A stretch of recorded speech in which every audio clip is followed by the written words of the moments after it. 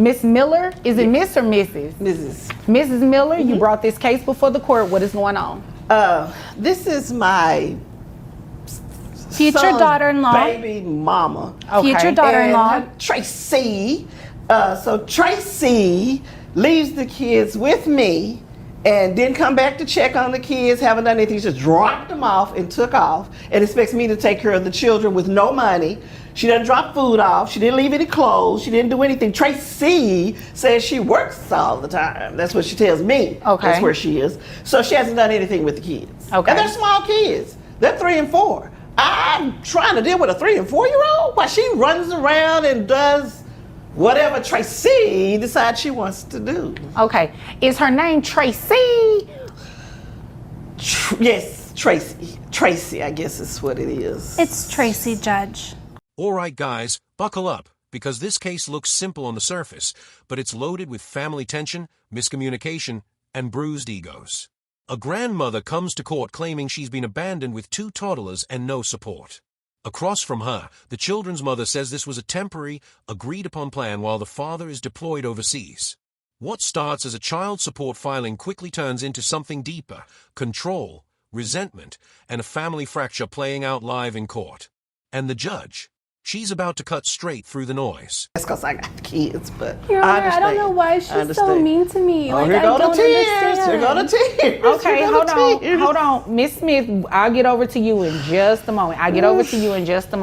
Okay, now, Mrs. Miller. Yes.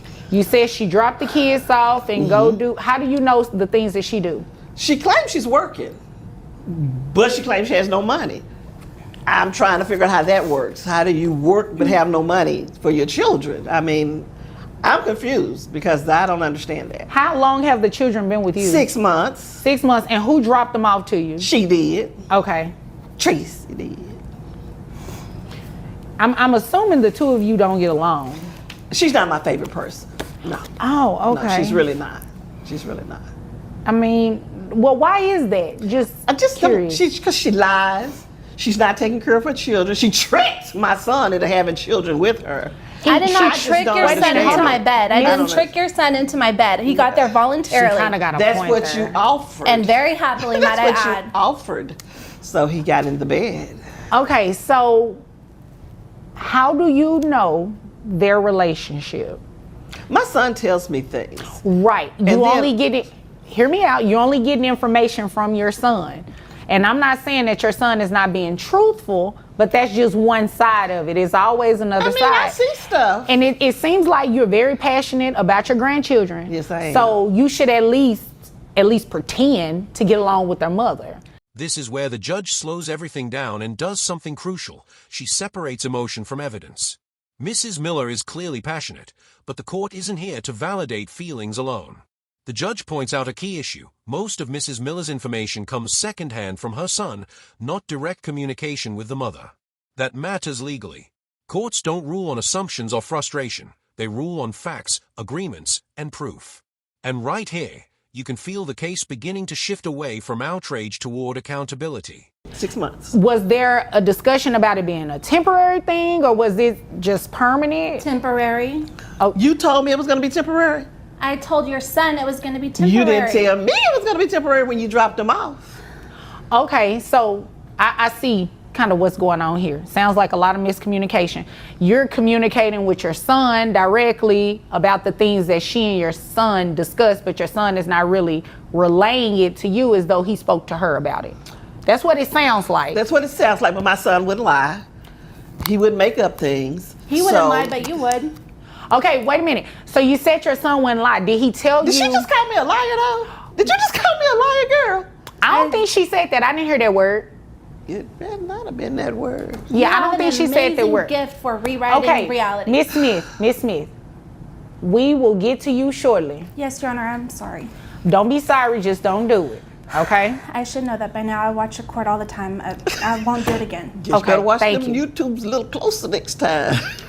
Okay, that was not I'm nice. sorry. You said be nice. Miss Miller. I apologize. You do not have to act like that, okay? I don't. I Now, apologize. when we first started talking, you said she was your son's baby mama, and I believe she said they were engaged or fiance or something. Nah, they ain't. So isn't it, couldn't it be that your son doesn't tell you everything? She got a ring on. I mean, I then thought I having- heard her say that. So you got money to buy a ring. No, but your you ain't got son- money for the kids. Your son bought But you me took a the ring. You should have said, no, give my mama the money give your mother the money for the babies. This moment reveals the core problem. Miscommunication layered on top of mistrust. The judge identifies that the son, not the grandmother, was the main point of coordination, yet he's deployed and unavailable. That creates a dangerous vacuum where assumptions turn into accusations. The court isn't ignoring the burden of childcare, but it's also questioning whether this situation was ever meant to become permanent. This is a reminder that informal family arrangements can collapse fast when expectations aren't clearly defined or documented. You know, trying to sort things out with military and Yeah, a he job. said why she started her little career. Okay, so That you need to watch, I was going to have the kids. so you agreed, and I believe there is. But 6 months? Do y'all have anything you want me to look at? Because I see that you have documents over here. I see that you have. Looks like you just No, I have just notes. have my notes, Your Honor. I have the email that my husband, my almost husband, sent to his mom. Could you stop saying that? And you have his should email get address, used to don't you? it. Don't you check his email? So you probably sent that email. But how do you know? Thank you. Because that's the kind of person she is. Come on, And Mrs. so Miller. The email Thank states you. like if she could watch them while I travel, and you haven't heard her deny. I get them when I come back. It's never for longer than 5, maybe 7 days at a time. And if she wants How to much money Ma'am, have you please given let toward this? See how she talks? See, there's the real her. There's the real her coming out right now. No, Go ahead. no, Don't no, stop no. that crying. Just No, keep no. going like Hold that. on, hold on. 1 second. 1 second. You keep interrupting her. You keep interrupting That's her. 'cause she be lying. She did it to you too. So I can't just say that you're 100% at fault. You both are doing it. I don't see how y'all are going to be able to work together with these children if you can't even get a word in. Now, in this email, See, she interrupted I mean, you. it is very clear what the intentions were. It is very clear that this was a temporary situation and you agree to help them. She wrote that email. I agreed. I agreed to keep my grandchildren because I didn't want anybody else to That's have what them. the email says. I agreed. I did agree. Okay, agree. so I'll take that. Mrs. Miller, I don't like to tell people what their intentions are, but it does not seem like you did anything here today other than to come and waste my time, because you should not have filed a child support situation on her. This is the turning point of the entire case. The email. The judge reads it carefully and immediately locks onto its legal weight. Written proof shows the arrangement was temporary and voluntary, not abandonment, not neglect, and not a financial refusal. That single document undercuts the entire child support filing. In family court, written intent matters more than remembered conversations. And here, the judge makes it clear, this wasn't a support violation. It was help offered, then weaponized. You should not. It's She's very the mother. clear. It is hold on. It is very clear that this arrangement was for you to help not only her, but to help your son as well. And then if it's true what she also said, that she hasn't been able to communicate with her husband, he doesn't even know that you did this. I'm sorry, your son, her fiance, he doesn't even know that you did this. You think he's going to be impressed to know that his mother did that to his fiance? He'll understand. He'll understand. No, that's not funny. This understand. is not a joking matter. This is serious. Things like this is what makes it hard for families. Child support is hard enough on anybody, but to file it simply because you don't like the other person, that's just mean. Well, also she has money. She's not paying. She doesn't give anything. She running around What talking was about the agreement doing with the that? job. What is it? Wait 1 second. Wait 1 second. Miss Smith, what was the agreement, if any, for financial support of these children while your husband was on deployment and you were traveling for work? My fiance continues to pay some of the bills, like her phone bill, and I think he pays the internet and gives her money when he's there. But Always done that. I also drop off groceries for the days when she does watch them. But I want to let the court know, if she wants to completely destroy her relationship with her son and with my You can't children, speak. What happens with me and my with my son? children, I will pick them up and they will not be going back to her house. And this is why Threat. I can't. Well, I That don't was a want you to threat. do Object to a that. threat.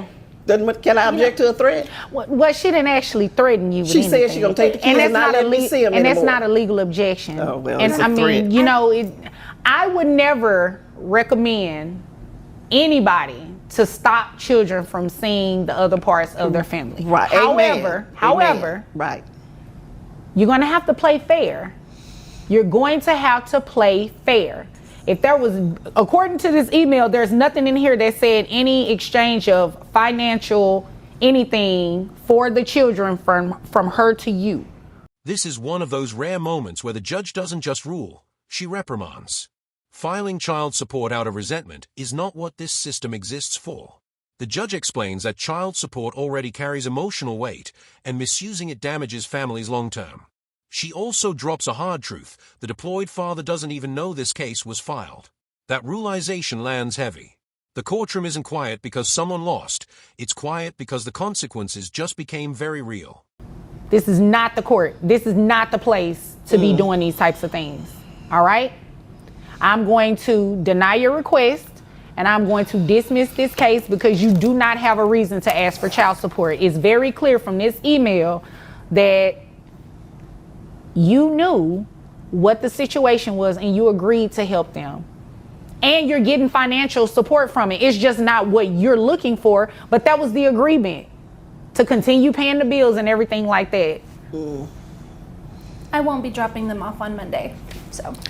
You ain't gonna have that already there. You probably not coming. No, hold on. Yes, you are. Because y'all are gonna do what? Y'all gonna go have a conversation. Did you hear her? We're gonna have a conversation. Yes, y'all are gonna have a conversation. You're gonna have to play and y'all are nice, gonna not work just in this front out. of the judge. And you are too. Is there anything further? No, Your Honor. Okay, is there anything further? No, Your Honor. Can we like order counseling? Is that an option? Girl, please. Well, I can't necessarily order counseling because, you know, Because this. I can't talk to her. Look how Well, she reacts. here's the deal. Girl, Here's the please. deal.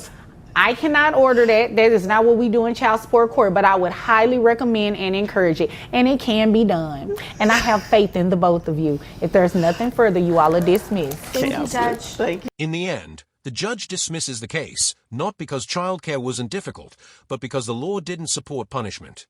The agreement was clear, the intent was documented, and the court refused to turn family bitterness into a financial order. What's left is a lesson about communication, boundaries, and using the legal system responsibly.